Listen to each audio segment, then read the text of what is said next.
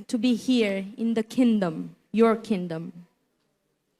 Me siento muy honrada y un poco nerviosa.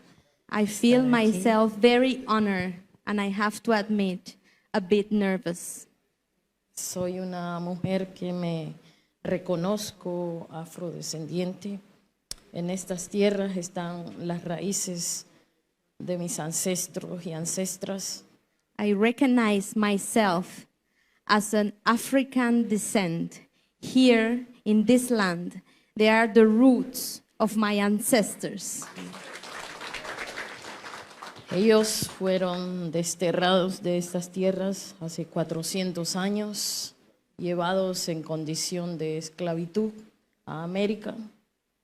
Y después de muchos años de lucha, de resistencia por la libertad, hoy yo regreso en condición de libertad, siendo la primera mujer afrodescendiente en ocupar la vicepresidencia de mi país.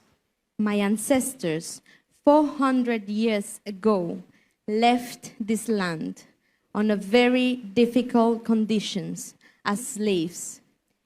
Today, after many years of fight for freedom, I come back to this land in freedom. I come back here as the first Vice President of Colombia with African descent.